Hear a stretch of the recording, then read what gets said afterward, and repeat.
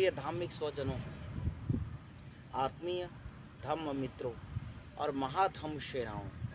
आप सभी को इस धम्म दीक्षा के मार्ग में,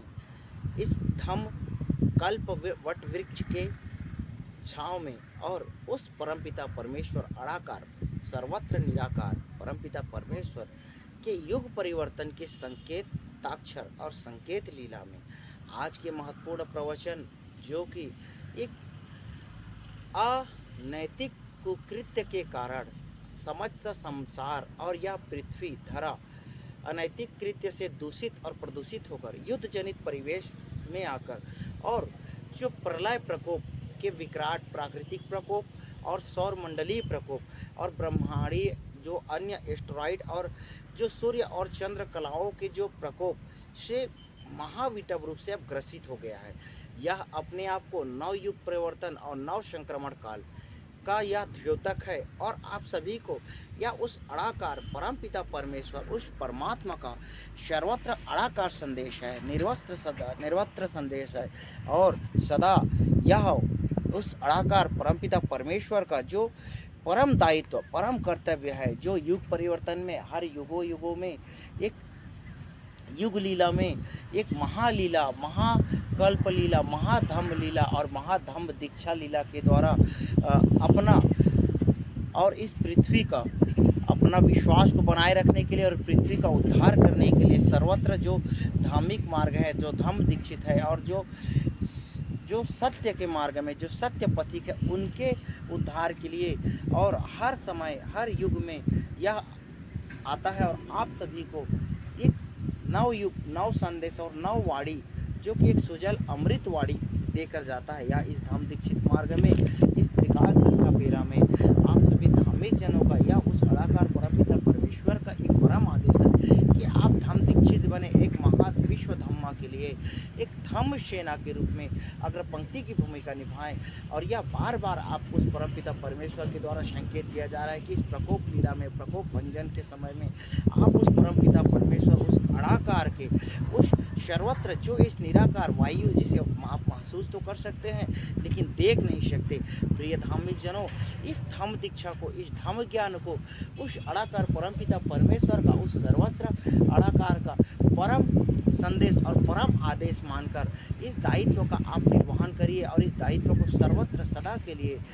सर्वथा निर्वहन करिए। इस धम्म दीक्षा मार्ग में जहाँ क्षमा, दया, प्रेम, करुणा और बंधुत्व की भावना है, उस परमपिता प्रकाश का इसका आप पालन करें। इस महावट वृक्ष, जैसा कि प्रकृति ने, आपने देखा, प्रकृति ने आपको सब कुछ सर्वथा और निःशुल्क दिया और आपने इसको इतना दोहन और शोषण किया कि यह पूरी तरह विनाश कर दिया, जबकि आपको इसका उपयोग और सदुपयोग के लिए करना था, सतत उपयोग के लिए करना था और विनाश विधिहीन करना था। लेकिन आपने नहीं समझा, प्रकृति के द्वारा जो आपको उपहार दिए गए, जो बहुमूल्य संसाधन दिए गए, आपने इसको सर्वत्र दोहन किया। इसलिए अब उस अड़ाकार परमपिता परमेश्वर को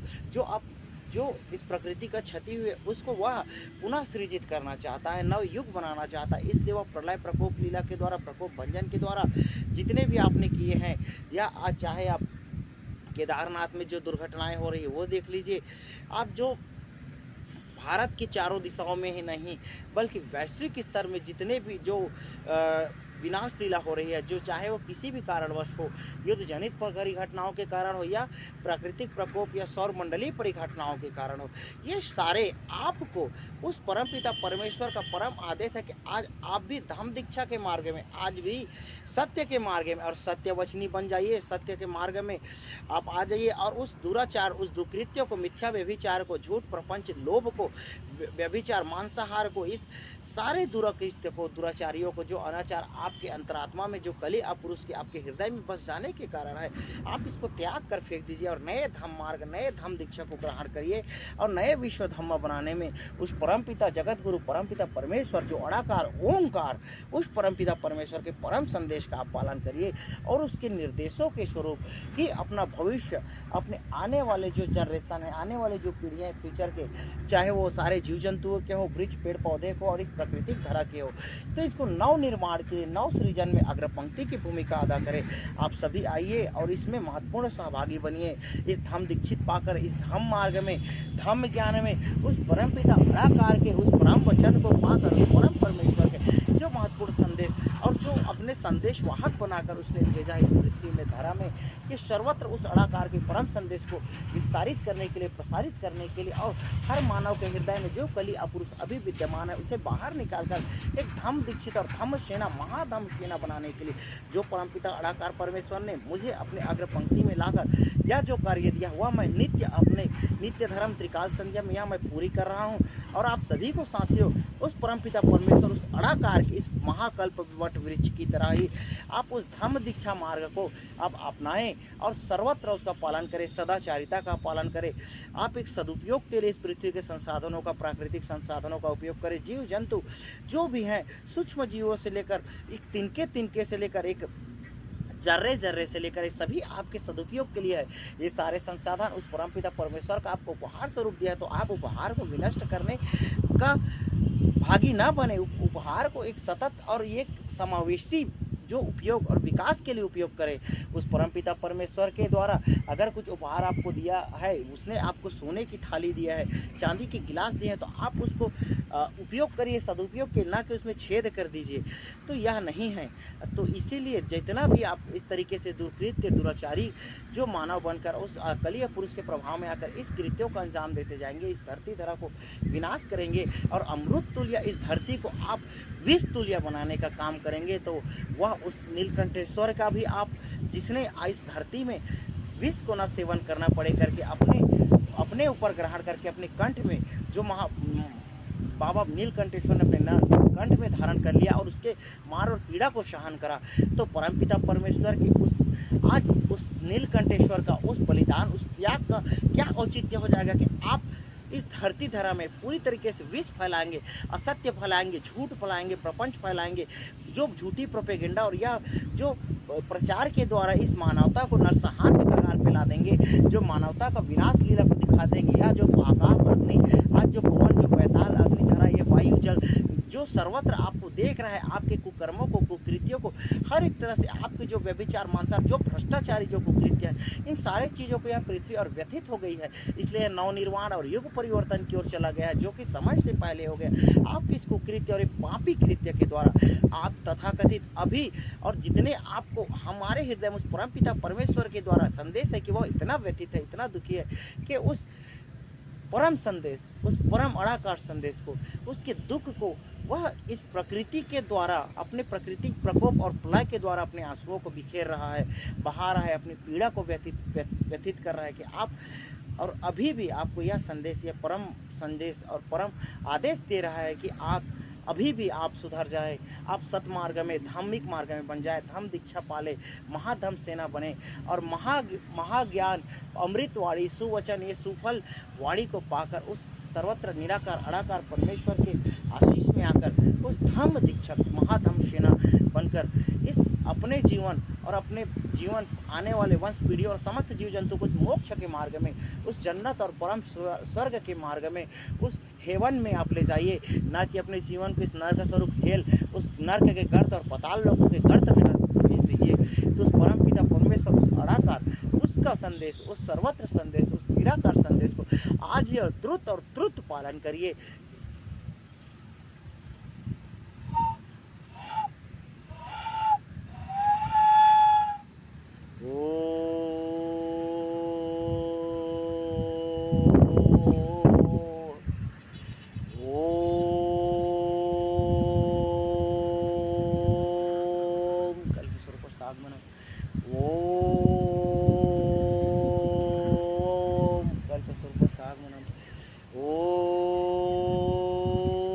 हे प्रिय धार्मिक जनों, यह वही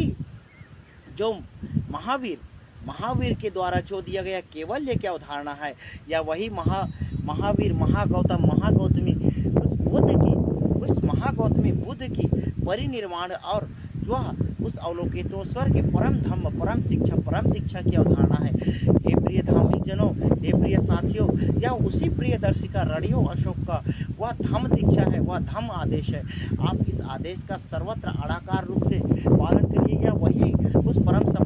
सम्राट का उस परमपिता आदेश के से पाकर एक इबादत खाना सभी धम्म दीक्षकों का, सभी एक विश्व धम्म, एक विश्व मंदिर, एक इबादत खाना का स्वरूपस्थ दीक्षा है। तो आप सभी धार्मिक जनों, प्रिय धार्मिक शिष्यों, इस सद्बुद्धि, सद्विवेकी और इस धार्मिक मार्ग को, धम्म दीक्षा को ग्रहण करिए और इस धम्म दीक्षा में अपने को, अपने स्वजन को, मित्रजन को, परिवारजन को, सभी को धम्म दीक्षा देकर पवित्र करिए, तृप्त करिए आत्मा, अनात्मा, परमात्मा और उस सर्वत्र परमात्मा का, उस परम संदेश का, उस प्राकृतिक संदेश का, उस परमेश्वर के जो पारिस्थितिक संदेश का, समस्त जीव जंतु कोयल कि जैसे आपने देखा कि कोयल की वाणी जैसे मधुर बोलिए और न कर्कश के ध्वनि निकालिए कौवे की तरह। आप सबको मधुर वचनी बोलिए, सुजल वचनी बोलिए और एक विश्वास से, एक सकारात्मक ऊर्जा से भरकर इस पृथ्वी को नव पृथ्वी, नव उपहार, नव सृजन, नव युग निर्माण, इसमें अहम भागी बनकर अग्रपंक्ति की भूमिका निभाएं। ओम अड़केश्वराय नमः। ओम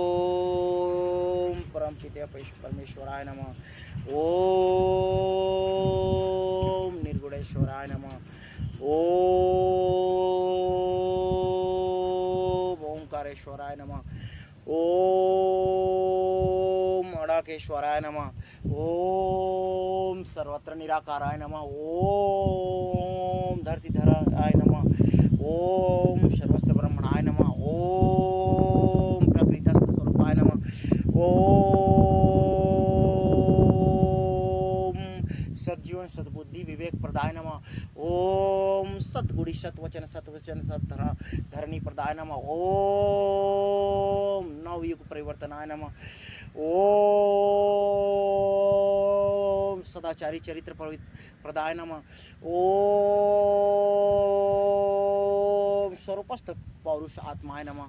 ओम धरती धरा धरणी पवित्र उद्धाराय नमः। ओम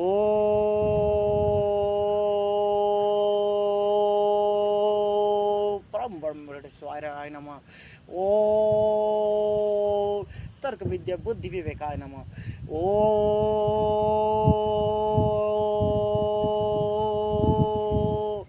अग्नि जल वायु पवन धरती धराय नमः। ओम महायोगेश्वराय नमः।